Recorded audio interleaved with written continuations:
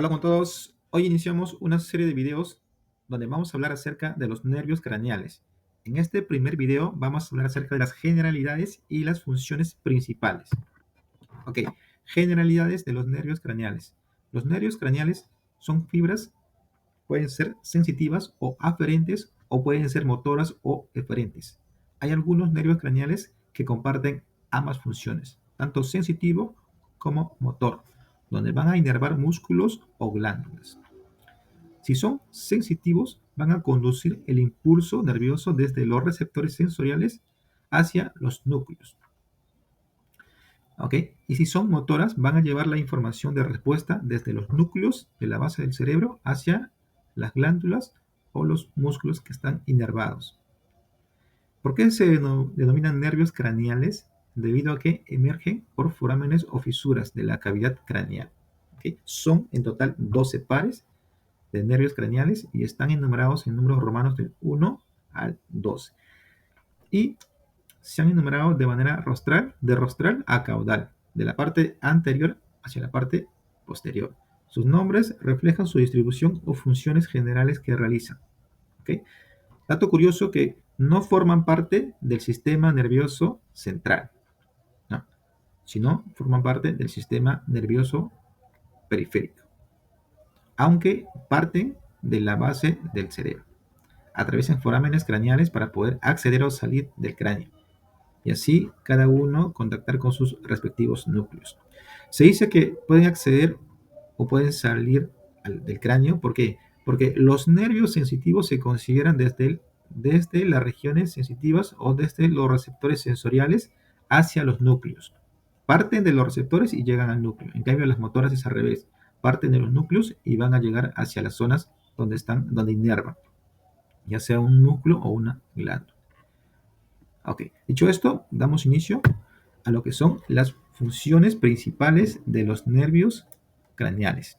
Como leyenda, los nervios craneales, si son de color azul verdoso, van a ser sensitivos o aferentes, y si son de color rojo, como este de aquí, van a ser motores o eferentes. Ahora, el nervio craneal número 1, llamado oftálmico, ¿ya? Es de función sensitiva, porque va a llevar información de los receptores que están en estas terminaciones centrales y terminaciones periféricas, y van a permitir el sentido del olfato. Olfatorio, porque van a permitir el sentido del olfato. Nervio craneal número 1. Ahora, el nervio craneal número 2, llamado óptico, va a permitir el sentido de la vista. Es netamente sensitivo, al igual que el primero. Van a llevar igual información de los fotorreceptores de la retina hacia los núcleos, su respectivo núcleo. Ok, ahora, el nervio craneal número 3, llamado oculomotor, ¿ya? Va a compartir funciones similares con el nervio craneal número 4 y número 6. El 3, ¿por qué? Porque los tres van a permitir el movimiento del ojo.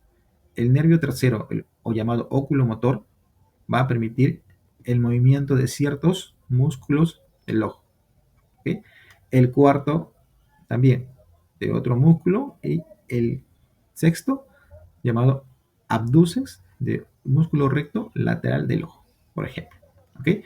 Pero de manera general, recordemos que los tres nervios craneales, el tercero, el cuarto y el sexto, o también llamados oculomotor, troclear o abducens, van a permitir el movimiento del ojo. Y los tres son nervios motores, netamente motores. Ok, ahora pasamos al quinto. El quinto nervio craneal, llamado trigémino porque contiene o se subdivide en tres nervios, ¿ya? El B1, el B2 y el B3. ¿Ok? Quinto nervio craneal, o llamado trigémino, viene el nombre porque se parte en tres nervios. El B1 es el nervio que va a inervar esta parte del rostro, la parte superior, y es conocido también como el nervio oftálmico. Nervio oftálmico. ¿Ok? Ahora, el B2. El B2 va a recibir la información sensitiva de esta parte del rostro, que está en color azul, y es conocido también como el nervio maxilar. ¿Ok? Y el B3 que va a tener funciones tanto sensitivas como motores. Va a permitir la información sensorial de esta área de color verde del rostro. Y este B3 es llamado el nervio mandibular. Ahora, este B3 dije que tenía también una función motora, ¿ya? Y la función motora lo que va a inervar son los músculos de la masticación, permitiendo así la masticación, ¿ok? Este fue el nervio quinto o trigémino. Ahora, pasamos ahora al sexto nervio craneal. Perdón, al séptimo, el sexto ya lo mencionamos. Ahora, el séptimo nervio craneal está complementado, se complementa con el noveno nervio craneal. ¿Ya? El séptimo nervio craneal o nervio facial se complementa con el noveno nervio craneal, llamado también glosofaríngeo. Y ahora les explicamos por qué. Ambos tienen funciones tanto sensitivas como motores, y en ambos se complementan. El séptimo nervio craneal, llamado facial, lo que va a permitir en esta parte motora es la inervación de los músculos faciales o los músculos de la expresión facial. ¿Okay? Todos los músculos de la expresión facial lo va a tener este nervio facial. Okay. No confundir con el trigémino. El trigémino lo que permitía es la recepción sensorial de los músculos de la cara. Es decir, si tú te presionas la cara vas a sentir presión y eso lo va a detectar el trigémino.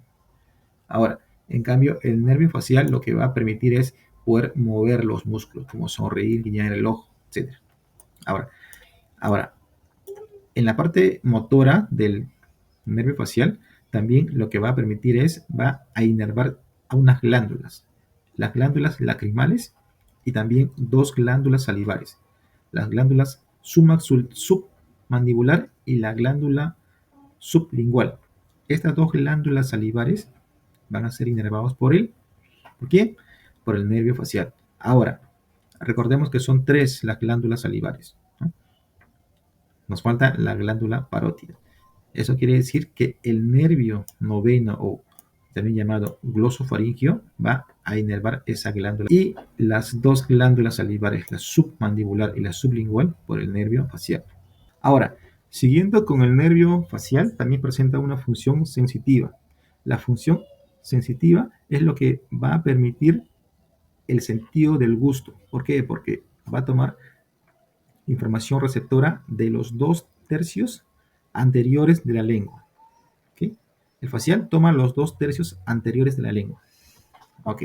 ¿Y quién lo complementa? Pues el nervio facial número 9 o gloso de lengua y faringio de la faringe. Glosofaringio. ¿Ya? Porque él en la parte sensitiva va a tomar el sentido del gusto, pero de la tercera parte posterior de la lengua. ¿Okay? Ok. Ahora,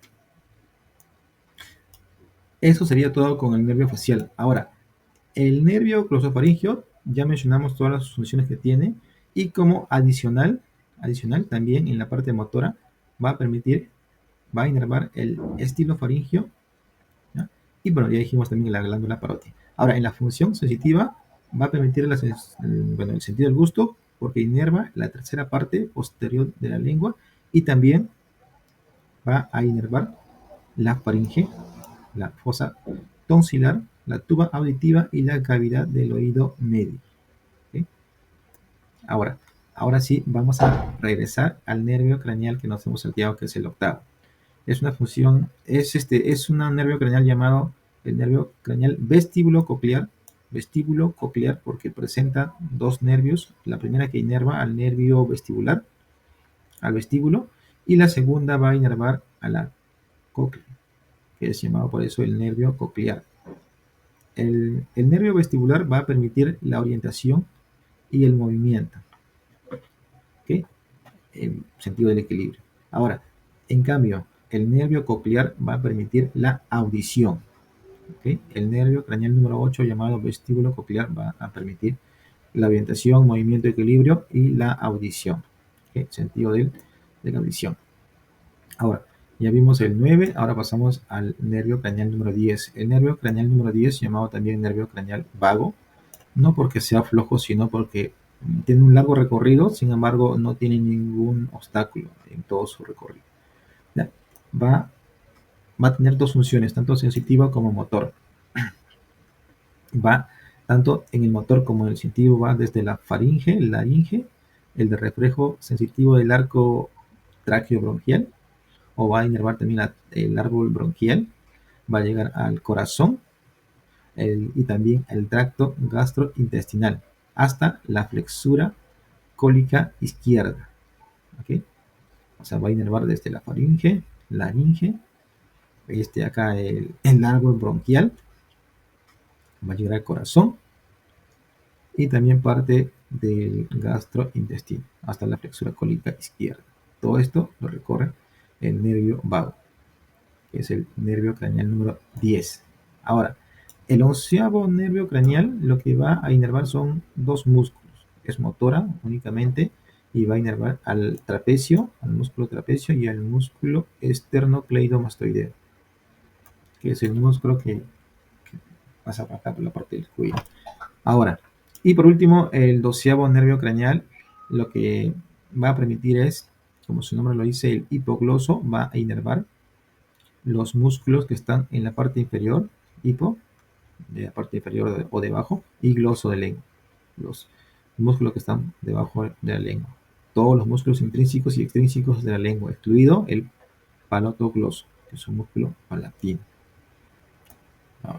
Bueno, eso fue los músculos o las funciones principales de los nervios craneales. En un próximo video vamos a estar hablando acerca de los orígenes aparentes de estos nervios craneales. Porque recordemos que así como tenemos las funciones principales, tenemos un origen aparente y también tenemos un origen real, que son los núcleos. Vamos a verlo en el próximo video. Gracias.